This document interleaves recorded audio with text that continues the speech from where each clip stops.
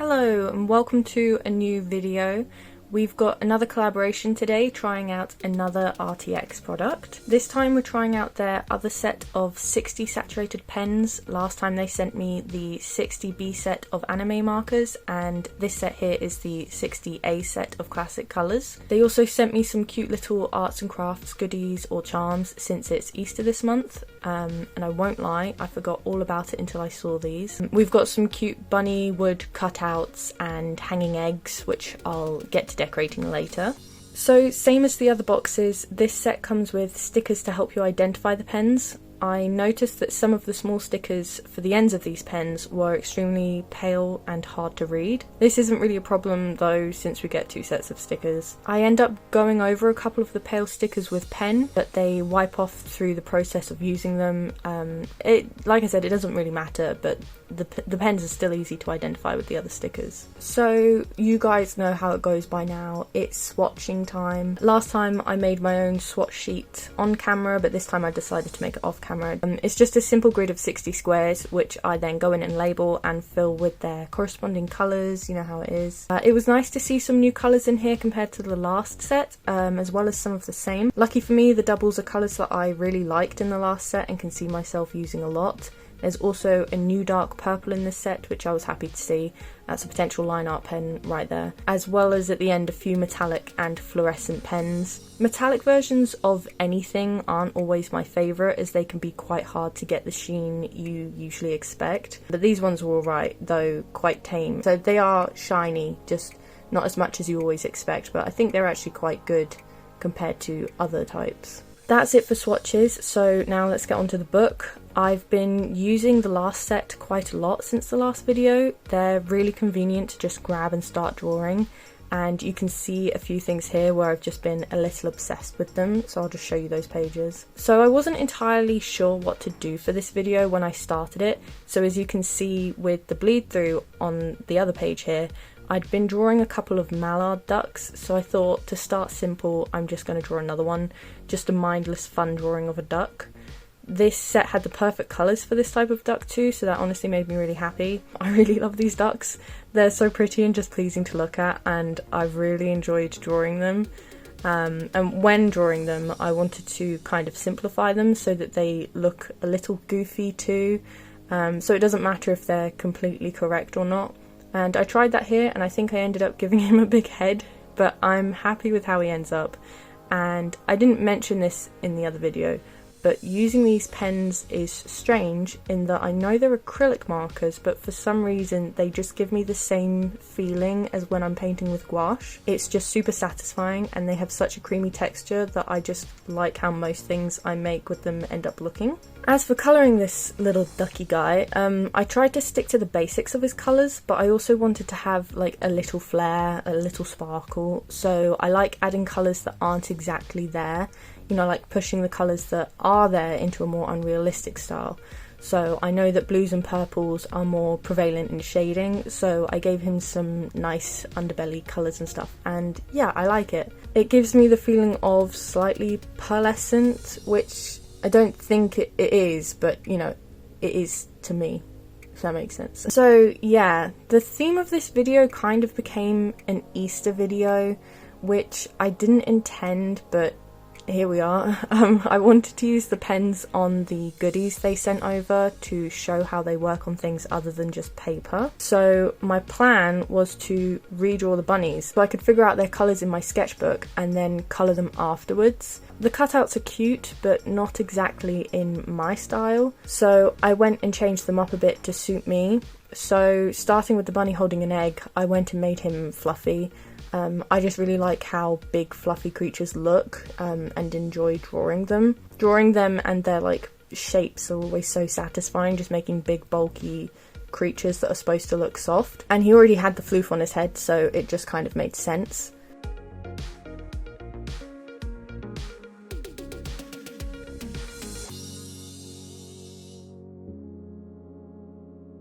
And to make him a bit more interesting, I just curved one of his ears a little bit and turned his nose into a heart, because I always like how that looks, just a little more personal stylization. I struggle with his eyes a lot. I've recently been drawing all my simplified characters with a certain type of eye, like my clown Chuck in the previous video, where it looks like they're constantly smiling. But for this bunny, that type of eye just made him look evil. So I tried multiple types and finally ended on this like goofy, beady looking eye that I actually really like because of how stupid it looks. It just suits him.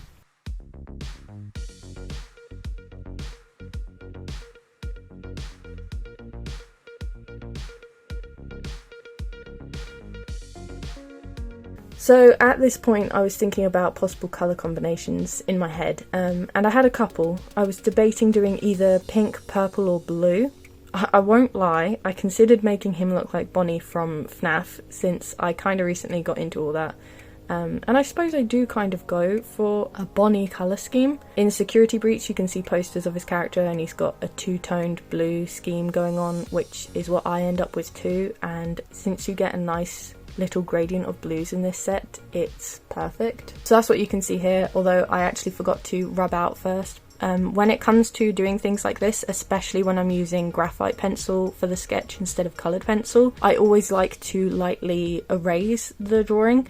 Not so much that I can't see it, because then I get lost, but enough so that hopefully whatever medium I'm using over the pencil won't pick up any of the lead, because that's when you get into dangerous territory. Well, it's not that dangerous, but you can muddy up the colours that you plan to use because the graphite bleeds into it or whatever, or just smudges it. And typically that's why I like to use coloured pencils, because it either just elevates the colours already there or it just disappears entirely.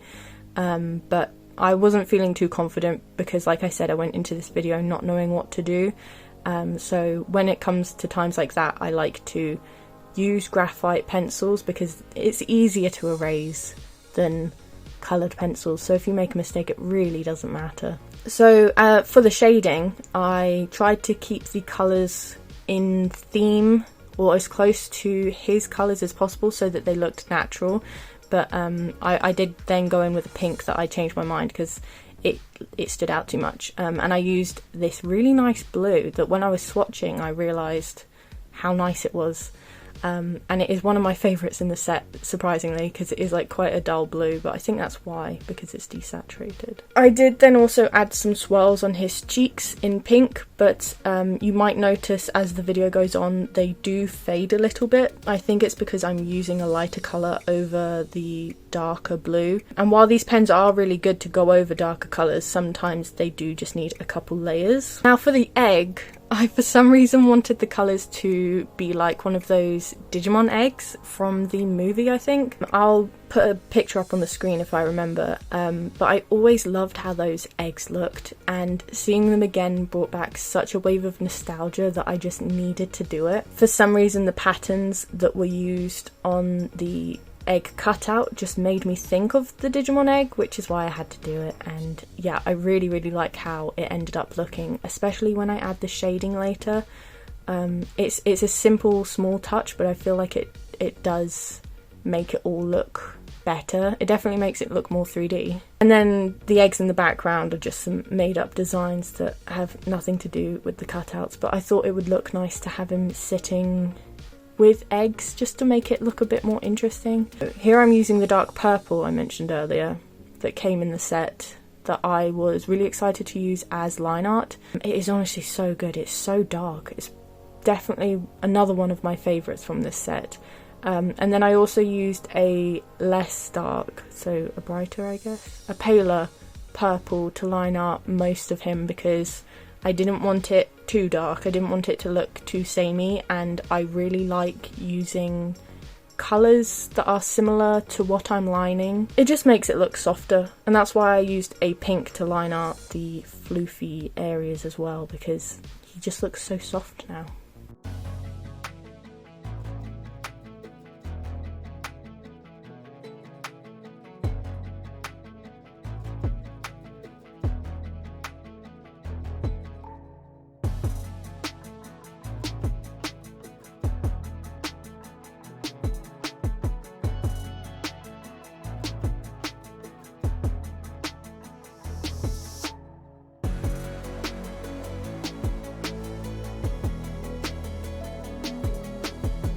So now onto the cutouts, painting on these was interesting.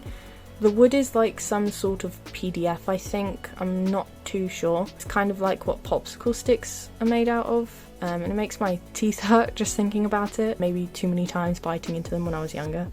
They didn't taste very nice either. Anyway, this wood really just absorbed up the paints, so some of the colours look a little less saturated as they dry, and this made it a lot harder to put lighter colours over the top of anything even slightly darker, so I kind of gave up on that for the most part. The other thing is, because the wood soaks it up so much, you can get bleeding and feathering, and it's not hugely noticeable and easy to cover up, but if you do press too hard and too much paint comes out, then, you know, naturally it's going to feather. But with this blue bunny, I do kind of end up liking it. Mostly when I block the eyes in completely. Something about the sparkle in the eye initially made me kind of uncomfortable. No idea why, but Bart and I suit it better, I think.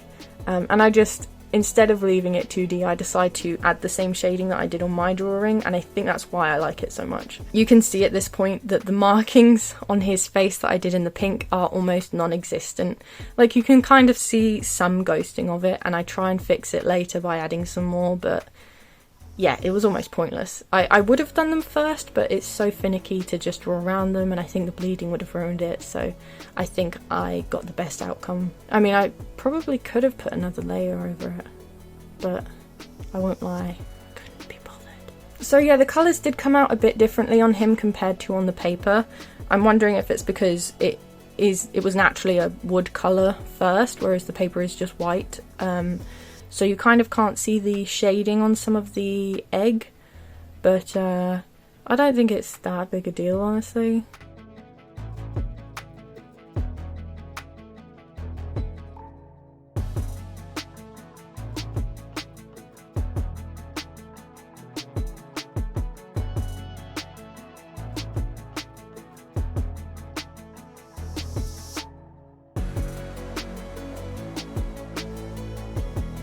You can see here on the writing, I think, a lot of the bleeding and feathering texture that I was talking about earlier. And I kind of regret writing over the writing. It just looks messy. And then I went in and coloured the base in black as well, because there were some bits on the cutout that would have just stayed normal wood colour. I thought it looked nicer to have them and the base look black, and it just tied it in a bit nicer. With the eggs, since I'd already coloured the bunnies one like a Digimon egg, I really wanted this hanging one to also look like a Digimon egg, because then I can keep them around my room even if it's not Easter. And painting on these eggs was way more finicky than I expected, so it took a while. I should have painted the whole egg the base colour first and then gone over with the pink later, but I didn't.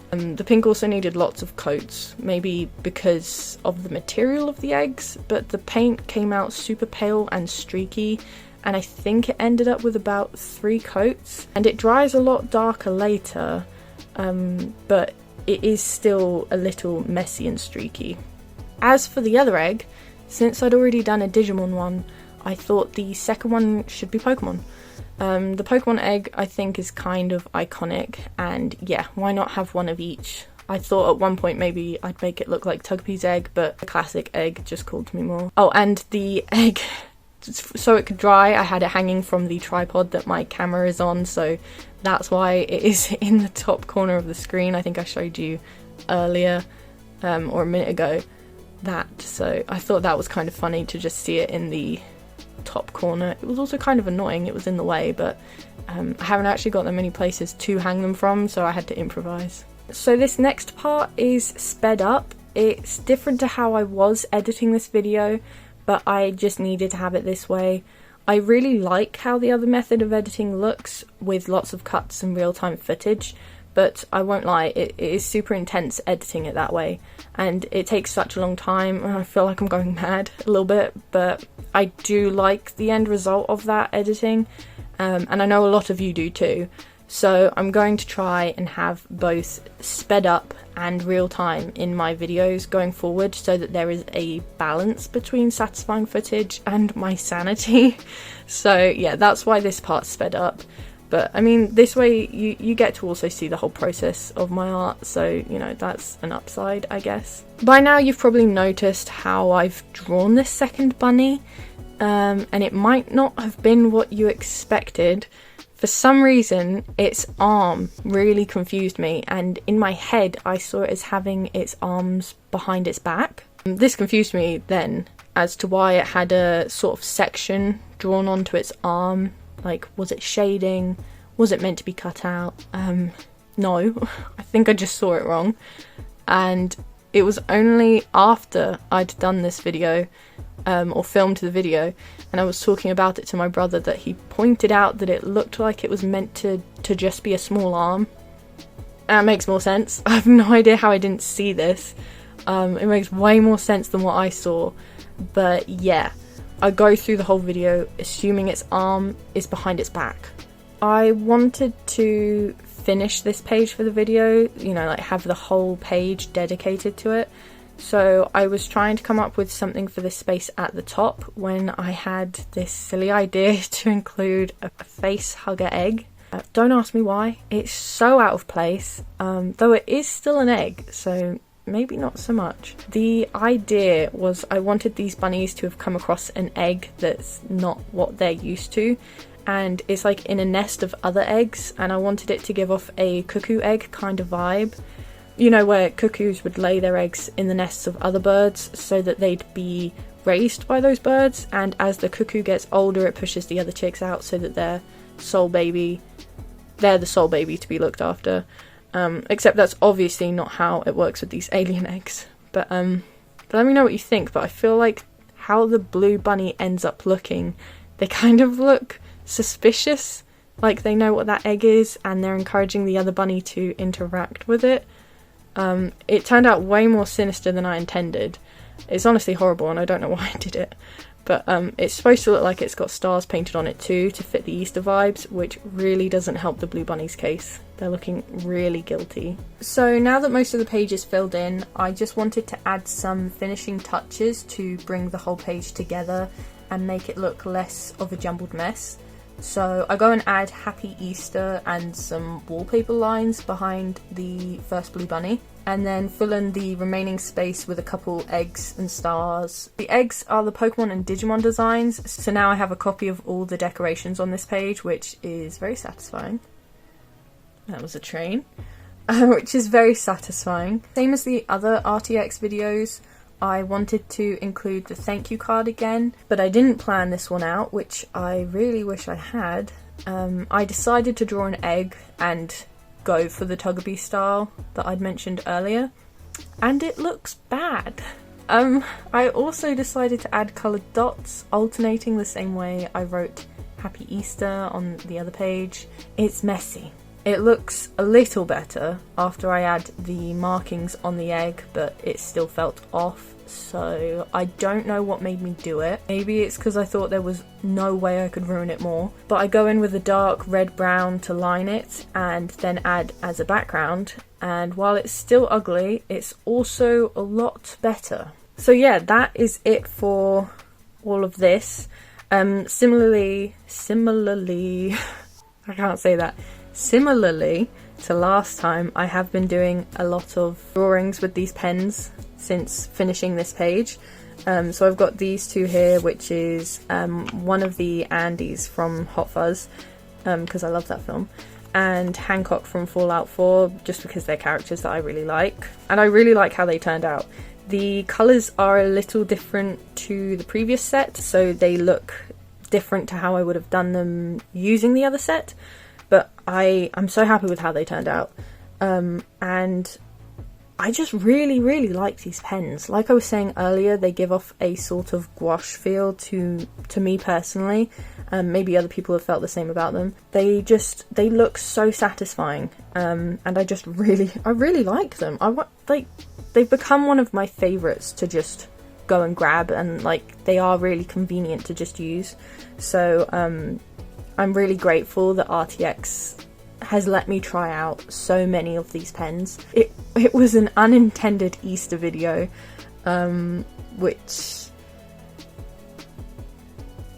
this is how it's ended. So thank you guys so much for watching. All the links for these pens will be in the description down below, so check them out if you're interested. If you do end up getting them, I would love to see what you guys make. Just go share it with me over on Instagram. That's the easiest way for me to see it. I would like to say a huge thank you to my Patreons: Disby, Megan Palmer, Grim Clow, Non-Toxic, Saint Nick's, LP, Kira May, Kay, Annabelle and Joanna. Thank you guys so much for your constant support, and thank you everyone who made it this far in the video. If you're still here, hello. And I should hopefully have another video out soon, so I guess I'll see you then.